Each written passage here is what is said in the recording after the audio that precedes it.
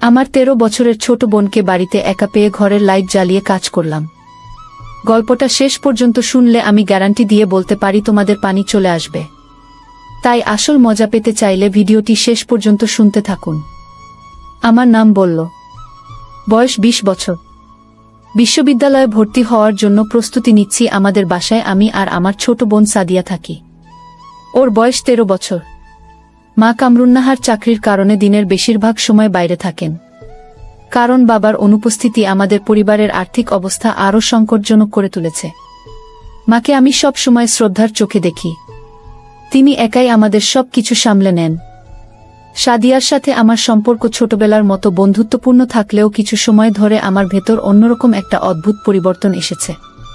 সাদিয়া ছোটবেলায় যেমন মিষ্টি আর চঞ্চল ছিল তেমনি রয়ে গেছে, কিন্তু এখন ওর দেহের গঠন, তার সপ্রতিভ চেহারা সবকিছু যেন আকর্ষণের এক নতুন মানচিত্র তৈরি করেছে আমার মনে। আমি এই অনুভূতিগুলো নিয়ে লজ্জিত হই, কিন্তু নিজেকে থামাতে পারি না। যখন সাদিয়া ঘরে থাকে তখন যেন আমি আর স্বাভাবিক থাকতে পারি না। একদিন সন্ধ্যায় মা আমাদের ছেড়ে অফিসে গেছেন। ফিরতে দেরি হবে বলে জানিয়েছেন সাদিয়া। সেই সময় নিজের রুমে পড়াশোনা করছিল। আমি ওর দিকে তাকিয়ে দেখছিলাম কিভাবে ওর চুল এলোমেলো হয়ে গাল ছুঁয়ে যাচ্ছে, কিভাবে সে নিস্পৃহ ভঙ্গিতে পড়ছে। আমার ভিতরে একটা অস্বস্তি বোধ হচ্ছিল, কিন্তু আমি এড়াতে পারছিলাম না। হঠাৎ সাদিয়া আমাকে ডেকে বলল, ভাইয়া তুমি কি দেখছো অমন করে? তুমি বেশ কিছুদিন ধরে অনেক অদ্ভুত আচরণ করছো। কিছু হয়েছে তোমার? আমি কোনো উত্তর দিতে পারলাম না।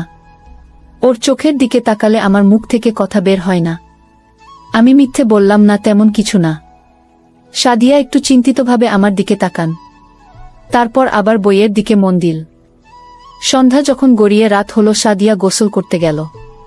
আর সেখান থেকেই আমার জীবনের সবচেয়ে বড় পরিবর্তন শুরু হলো। আমি ওর ঘরের দরজার সামনে গিয়ে দাঁড়ালাম। ভেতর থেকে পানির শব্দ শোনা যাচ্ছিল, আর আমার মনে এক অদ্ভুত ধারণা তৈরি হচ্ছিল।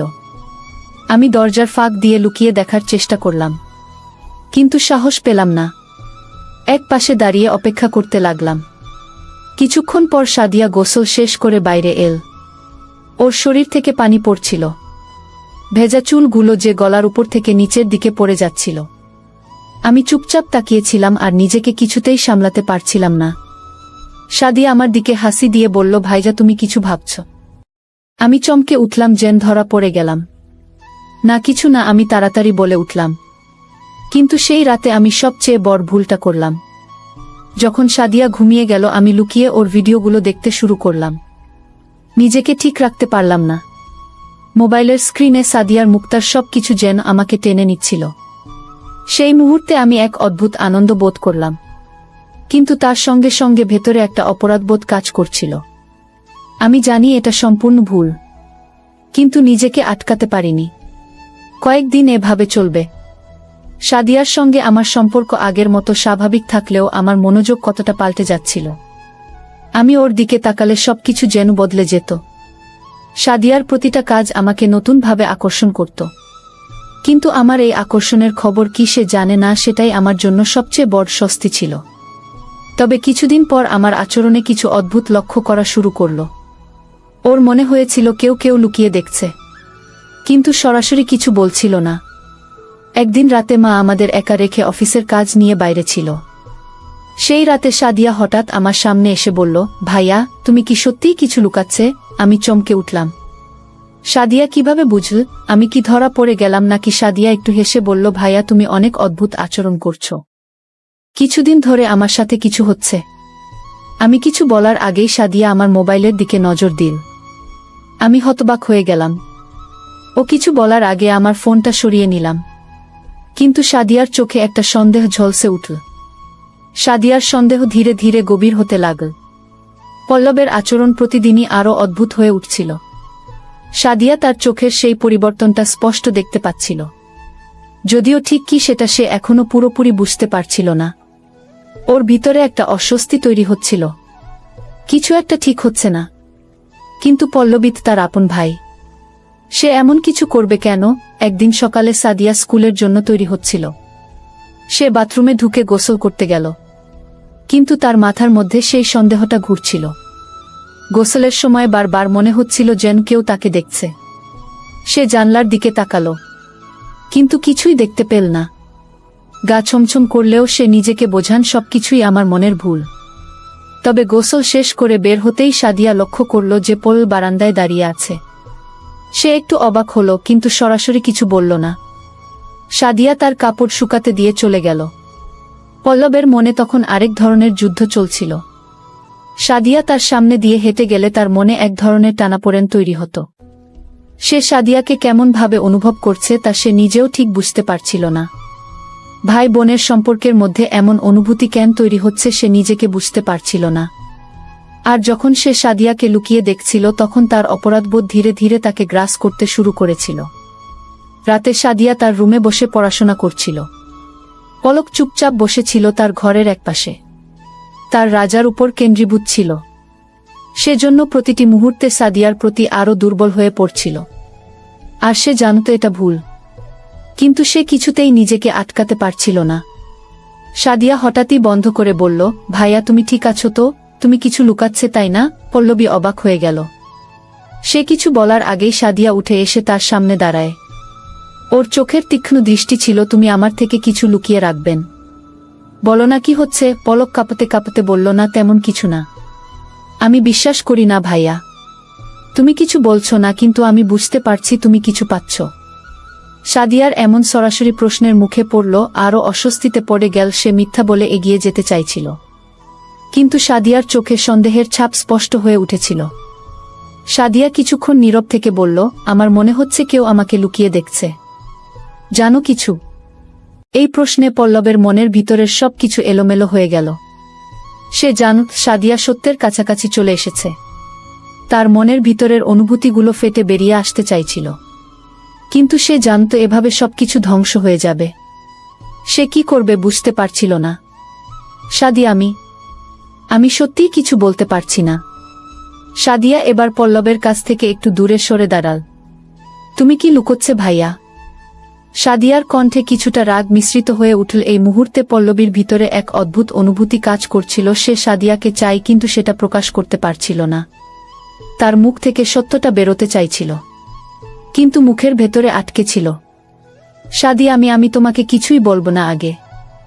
সাদিয়া আরো ক্ষিপ্ত হয়ে ওঠে, কিন্তু তখনও তার মনের গভীরে কোথাও একটা দুর্বলতা ছিল। পলক যে তার বড় ভাই, সে কথা সে ভুলতে পারছিল না। ওদের সম্পর্কের গভীরতাকে সে বুঝতে পারছিল, কিন্তু এই জটিলতার মধ্যে নিজেকে হারিয়ে ফেলেছিল। রাতে যখন সবাই ঘুমিয়েছিল, সাদিয়া তার মোবাইলে পল্লবের কিছু চাঁদ দেখার চেষ্টা করল। সে পল্লবের মোবাইল হাতের কাছে পেলে দেখতে পেল সেখানে কিছু ভিডিও রয়েছে যা তার সন্দেহকে আরও বাড়িয়ে তুলল, কিন্তু সে সরাসরি পল্লবকে কিছু বলল না। সাদিয়ার মনে সন্দেহের আগুন ধীরে ধীরে বেড়ে চলছিল, আর তার অপরাধবোধও বাড়ছিল, কিন্তু সে কিছুতেই বুঝতে পারছিল না কিভাবে এ সম্পর্কে টানাপোড়েন থেকে বের হবে। সাদিয়ার মনে সন্দেহের ছায়া প্রতিনিয়ত ভারী হয়ে উঠেছিল। পল্লবের আচরণ দিনকে দিন আরও অদ্ভুত হয়ে উঠছিল, আর তার মনে এক ধরনের অপরাধ বোধ কাজ করছিল। সাদিয়া জানত কিছু একটা ঘটছে, কিন্তু সে বুঝতে পারছিল না কিভাবে এই সত্যটা প্রকাশ পাবে। অন্যদিকে পল্লবী প্রতিদিন সাদিয়ার দিকে তাকিয়ে মনে মনে তাকে কাছে পেতে চাইত, কিন্তু সেই অনুভূতি প্রকাশ করার সাহস পেত না। একদিন মা অফিসের কাজে অন্য শহরে যাওয়ার কথা বললেন। কয়েকদিনের জন্য বাসায় পল্লবী আর সাদিয়া একা থাকবে। সাদিয়া জানত এই সময়টা তাদের সম্পর্কের জন্য একটা বড় পরীক্ষা হতে চলেছে। মা চলে যাওয়ার পর বাসায় যান এক অদ্ভুত নীরবতা নেমে এল। পল্লবী সাদিয়ার মুখোমুখি হলেও কিছু বলছিল না, কিন্তু সেই নীরবতার মধ্যেই তাদের মনে একটা অস্বস্তি বিরাজ করছিল। রাতে সাদিয়া তার রুমে বসে পড়াশোনা করছিল, কিন্তু তার মন পড়েছিল না। তার মনের মধ্যে একটা ঝড় বয়েছিল, কিছু একটা তাকে ভেতরে ভেতরে কুরে খাচ্ছিল, আর সে বুঝতে পারছিল না কিভাবে এই অস্বস্তি থেকে মুক্তি পাবে। হঠাৎ সে পল্লবের রুমের সামনে গিয়ে দাঁড়াল। দরজার ফাঁক দিয়ে দেখুন বলল মোবাইলের স্ক্রিনের দিকে তাকিয়ে আছে, আর তার মুখে অদ্ভুত একটা অভিব্যক্তি। সাদিয়া কিছুক্ষণ দাঁড়িয়ে থেকে ভাবো সে কি এই মুহূর্তে পল্লবীর মোবাইলটা চেক করবে। তার মনে হলো এখনই সময়। সে দরজার সামনে গিয়ে বলল, ভাইয়া তোমার সাথে কথা আছে। পল্লবী চমকে উঠল। সে মোবাইলটা তাড়াতাড়ি সরিয়ে রাখল, কিন্তু সাদিয়ার চোখ সেটা দেখে ফেলেছিল। সাদিয়া ঘরে ঢুকে আসতেই পল্লবী আরও অস্বস্তিতে পড়ল। তুমি মোবাইলে কি দেখছিলে? সাদিয়া সরাসরি প্রশ্ন করে বসল, বলল কিছুক্ষণ চুপ করে থাকে। তার গলায় কোনো শব্দ বেরোচ্ছিল না। সাদিয়া এবার একটু জোর দিয়ে বলল, তুমি আমার কাছ থেকে কি লুকোচ্ছে ভাইয়া? আমি দেখতে পাচ্ছি তুমি কেমন অদ্ভুত আচরণ করছো। পল্লবী এবার ধীর কণ্ঠে বলল, সাদিয়া এটা ঠিক সময় নয় এসব কথা বলার। আমি কিছু লুকাচ্ছি না। কিন্তু সাদিয়া সেটা বিশ্বাস করল না। সে হঠাৎ পল্লবীর মোবাইলটা হাতে তুলে নিল। পল্লবী মোবাইলটা নিয়ে তাড়াতাড়ি কিছু বলতে যাচ্ছিল, কিন্তু সাদিয়া সেটা থামিয়ে বলল, আমি দেখ। তুমি কি দেখছো? মোবাইলটা খুলতে টি-শার্ট চোখে ধরা পড়ল তার নিজের কিছু ভিডিওগুলো সাদিয়ার অজান্তেই ধারণ করা হয়েছে। কিছুক্ষণ নীরব থাকার পর সাদিয়ার চোখে জল এনে বলল, তুমি আমার ভিডিও করেছ? আমি কিভাবে বিশ্বাস করব ভাইয়া? পল্লবের মুখে কোনো কথা ছিল না। সে জানত এটাই সেই মুহূর্ত যেখানে সবকিছু প্রকাশ পেয়ে যাবে। তার মাথা নিচু হয়ে গেল। সে জানত তার করার কাজটা ক্ষমাহীন। আমি জানি এটা ভুল হয়েছে সাদিয়া। আমি জানি আমি তোমাকে কষ্ট দিয়েছি। আমি কিছু বলতে চাইনি গিয়ে। সাদিয়া এবার আরো ক্ষিপ্ত হয়ে উঠল। তুমি আমার বিশ্বাস ভেঙে দিয়েছে ভাইয়া। তুমি কিভাবে এমন কিছু করতে পারলে? তার কণ্ঠে বেদনা আর খুব মিলেমিশে ছিল। সাদিয়া কাঁদতে কাঁদতে বেরিয়ে যেতে চাইছিল, কিন্তু পল্লবী তাকে থামিয়ে বলল, আমি সত্যিই চাইনি এটা হোক। আমি জানি না কেন, কিন্তু আমি তোমাকে এমনভাবে অনুভব করি যা আমি নিজেও ঠিক বুঝতে পারি না। এই কথা শোনার পর সাদিয়া কিছুক্ষণ নীরব থাকল, তার চোখে জল। কিন্তু সে এবার পল্লবের চোখের দিকে তাকাল। তার মনের ভেতরে এক ধরনের দ্বন্দ্ব চলছিল। সে বুঝতে পারছিল না কিভাবে এই মুহূর্তকে মোকাবিলা করবে। তুমি কি বলতে চাইছো ভাইয়া? সাদিয়া ধীর কণ্ঠে বলল, তার কণ্ঠে ক্ষোভ আর দুর্বলতার মিশ্রণ ছিল। সাদিয়া, আমি জানি না কিভাবে বলবো, কিন্তু আমি তোমার প্রতি একটা অদ্ভুত আকর্ষণ অনুভব করি। আমি জানি এটা ভুল। আমি জানি তুমি আমার বোন, কিন্তু আমার মনের ভেতরে এমন একটা অনুভূতি কাজ করছে যা আমি নিয়ন্ত্রণ করতে পারছি না। এই কথাগুলো শোনার পর সাদিয়া অবাক হয়ে গেল। তার মন যেন এক ঝড়ের মধ্যে পড়ল। সে জানত পল্লব যা বলছে সেটা সঠিক না, কিন্তু তার মনের ভেতরেও কোথাও একটা টানাপোড়েন শুরু হয়েছিল। সে পল্লবকে ঘৃণা করতে চাইছিল, কিন্তু সেই ঘৃণাটা সম্পূর্ণভাবে তার মনে বসে যাচ্ছিল না। সাদিয়া আর পল্লবের মধ্যে যে অস্বস্তিকর নীরবতা ছিল তা ক্রমশ জটিল থেকে জটিলতর হতে লাগল। দুজনেই একে অপরের সামনে কিছু বলতে পারছিল না, কিন্তু তাদের চোখের সব কিছু স্পষ্ট হয়ে উঠছিল। সেই দিনগুলোর মতো তাদের সম্পর্ক আর ছিল না। মন থেকে তারা যতই দূরে থাকার চেষ্টা করুক না কেন, আকর্ষণের অদৃশ্য টান তাদের দুজনের মাঝখানে প্রবলভাবে উপস্থিত ছিল। মা বাড়ি থেকে অনেক দূরের একটি শহরে অফিসের কাজে যেতে হলো। সাদিয়া ও পল্লবী এক বাড়িতে রয়েছি।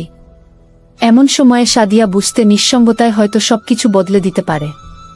পল্লবের মনে এক ধরনের উত্তেজনা ছিল, কিন্তু অপরাধবোধ তার হৃদয়কে বেঁধে রাখছিল।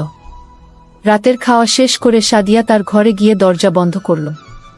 সে পড়াশোনার জন্য বসেছিল, কিন্তু তার মন পুরোপুরি এক অন্য ধাঁধায় আটকে গিয়েছিল।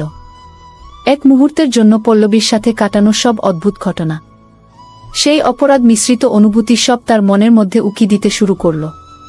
হঠাৎ দরজায় শব্দ হল। সাদিয়া দরজা খুলতেই পল্লবকে দাঁড়িয়ে থাকতে দেখে। তার মুখে একটা অসহায় অভিব্যক্তি, চোখে মুখে অস্থিরতা। বুঝলাম কিছু একটা বলার আছে ওর। সাদিয়া, আমি কথা বলতে চাই। পল্লবী ধীরে ধীরে বলল, তার কণ্ঠে এক ধরনের ভারী। সাদিয়া কিছুক্ষণ চুপ থেকে বলল, কি বলবে? পলক ধীরে ধীরে ঘরের ভেতরে ঢুকে পড়ল। দরজাটা নিজে থেকেই বন্ধ হয়ে গেল, যেন চারপাশের পৃথিবী থেকে তারা সম্পূর্ণ আলাদা হয়ে গেল। আমি আর এভাবে থাকতে পারছি না, পল্লব বলে উঠল। আমার মনের মধ্যে যা চলছে সেটা আমি আর আটকাতে পারছি না। আমি তোমাকে ভালোবাসি। সাদিয়া চমকে গেল, তার চোখ বড় হয়ে উঠল। ভাই, যা তুমি কি বলছো? এটা কি ঠিক বলছো? হ্যাঁ সাদিয়া, আমি জানি এটা ভুল।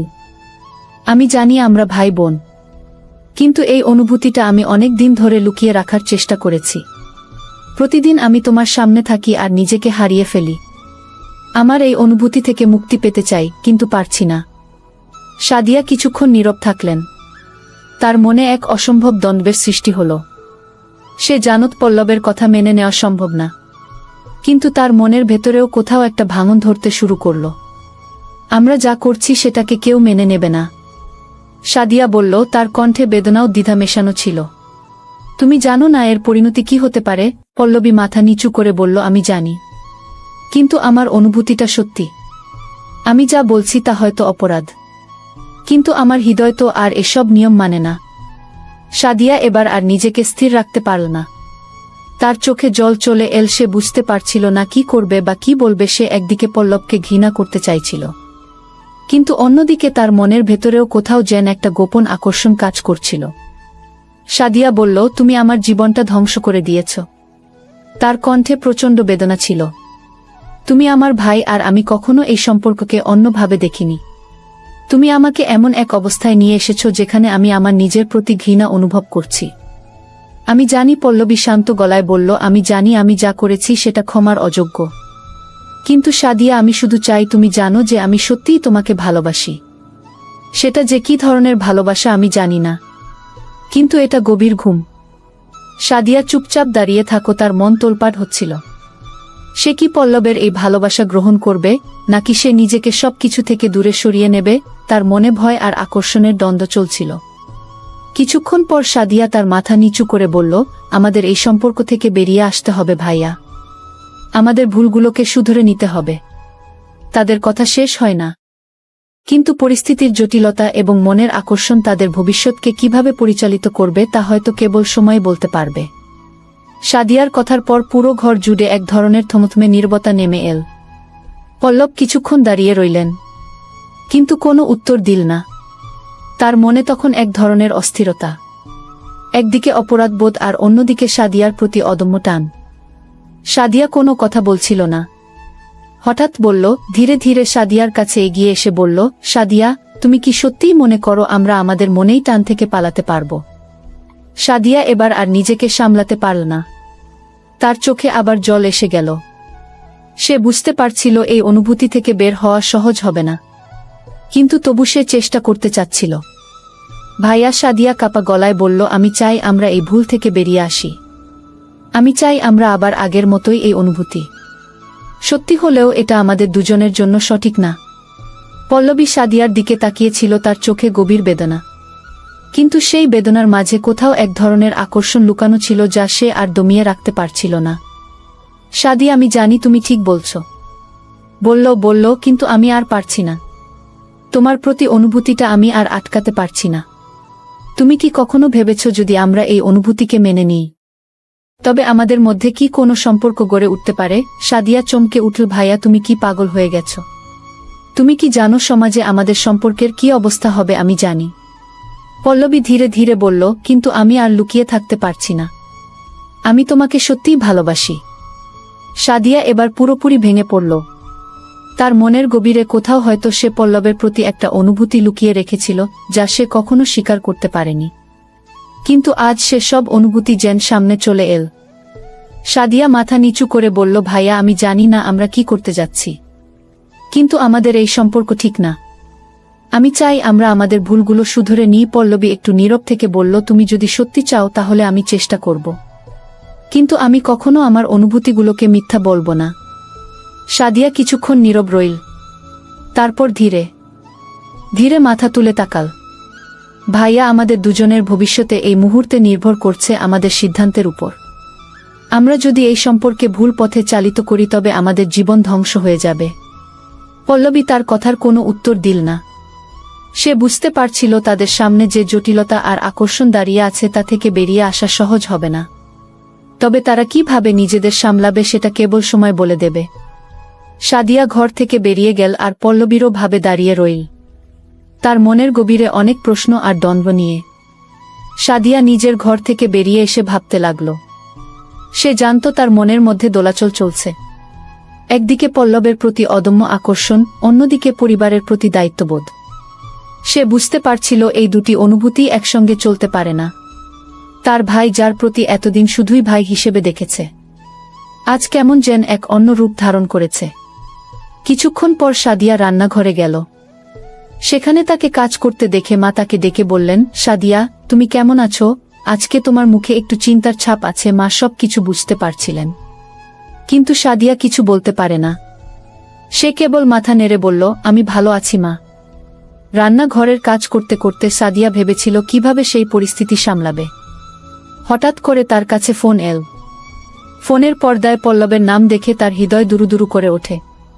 সাদিয়া কাপা গলায় বলল, হ্যালো সাদি, আমি জানি আমাদের কথা এখনই আলোচনা করা উচিত নয়, কিন্তু আমি তোমাকে বলার জন্য ডেকেছি। পল্লবের গলা শুনে সাদিয়ার হৃদয়ে একটি উত্তেজনা ছড়িয়ে পড়ল। কি বলবে ভাইয়া, জিজ্ঞেস করল। আমি ভাবছিলাম আমরা এই অনুভূতির মধ্যে যেভাবে আটকা পড়েছি তা আমাদের জন্য বিপজ্জনক। আমাদের দুজনের জন্যই উচিত কিছুদিনের জন্য আলাদা হয়ে যাওয়া। সাদিয়া একটু চমকে উঠল, কিন্তু আমরা তো ভাই বোন, আমরা কি সত্যিই আলাদা হতে পারি? আমরা যদি নিজেদেরকে সত্যি ভালোবাসি তাহলে আমাদের উচিত নিজেদেরকে কিছুটা সময় দেওয়া। আমি চাই তুমি কিছুদিনের জন্য দূরে যাও, তারপর দেখব আমাদের অনুভূতির উপর কি ঘটে। কি সাদিয়ার মনে উথাল পাথাল শুরু হলো। সে জানত পল্লবের কথায় সত্যি কিছু আছে, কিন্তু তাকে দূরে যাওয়ার কথা বলা মানে সব কিছু বিসর্জন দেওয়া। কিন্তু আমি কোথায় যাব? সাদিয়া প্রশ্ন করল। তুমি দাদির কাছে যেতে পারো। কিছুদিন সেখানে থাকলে হয়তো নিজের অনুভূতি সম্পর্কে ভালোভাবে ভাবতে পারবে। সাদিয়া একটু নীরব হয়ে গেল। ঠিক আছে, আমি ভাবব। ফোন রেখে দেওয়ার পর সাদিয়া মনে মনে সিদ্ধান্ত নিল কিছুদিনের জন্য দাদির কাছে চলে যাবে। তার নিজের অনুভূতি সম্পর্কে একটু ভাবার প্রয়োজন ছিল। এরপর দিনগুলো একটি দীর্ঘ প্রতীক্ষার মতো হয়ে গেল। সাদিয়া তার দাদির কাছে গেলে এবং সেখানে গিয়ে নিজের চিন্তাভাবনা মগ্ন হয়ে গেল। দাদি খুব ভালো এবং পরম মায়ের মতো ছিলেন।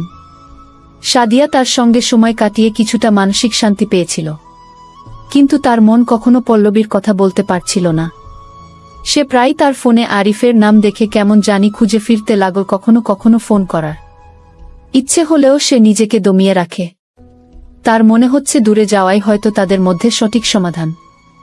একদিন সাদিয়া যখন দাদির সঙ্গে গল্প করছিল তখন তার মনের ভেতরে পল্লবের কথা আবার ফিরে এল।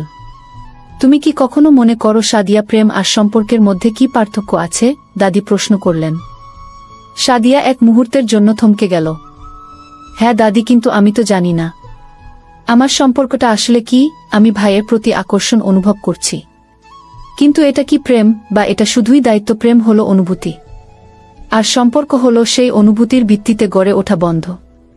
তুমি যদি মনে করো তোমার অনুভূতি গভীর, তবে সেটাই তোমার জন্য সবচেয়ে গুরুত্বপূর্ণ, দাদির সুরে বললেন। সাদিয়া তার দাদির কথায় কিছুটা নির্ভরশীল হল। সে বুঝতে পারছিল কিছুটা সময় নিয়ে ভাবলে হয়তো সে নিজের অনুভূতি সম্পর্কে সঠিক সিদ্ধান্ত নিতে পারবে। বাড়িতে ফেরার পর সাদিয়া পল্লবের সঙ্গে দেখা করতে চায়। সে জানে তাদের সম্পর্কের পরিস্থিতি আসলে খুব জটিল, কিন্তু সেই সম্পর্কে সত্যিকারের স্বরূপ খুঁজে বের করতে হলে তাদের মধ্যে খোলামেলা আলোচনা করা উচিত। এভাবে সাদিয়া পল্লবের সঙ্গে আবার যোগাযোগ করতে স্থির করল। সে ফোন করার সিদ্ধান্ত নিল, কারণ সে জানত পল্লবের অনুভূতির প্রতি তার যে দ্বন্দ্ব ছিল সেটাকে মোকাবেলা করার সময় এসেছে। আর এই ফোন ধরার পর সাদিয়া তার হৃদয়ে জড়ো হওয়া সব কথা খুলে বলল, ভাইয়া, আমি ফিরে এসেছি। আমি তোমার সঙ্গে কথা বলতে চাই। পল্লবের কণ্ঠে খুশির একটি ছোঁয়া ছিল। সাদি, আমি তোমার অপেক্ষায় ছিলাম। তুমি ফিরে আসায় আমি খুব খুশি। এভাবেই তাদের সম্পর্কের নতুন একটি অধ্যায় শুরু হতে চলেছে। তারা একসঙ্গে নিজের অনুভূতি সম্পর্কে সত্যিকার রূপটি বুঝতে পারবে এবং হয়তো সেখান থেকেই নতুন কোনো পথ খুঁজে পাবে।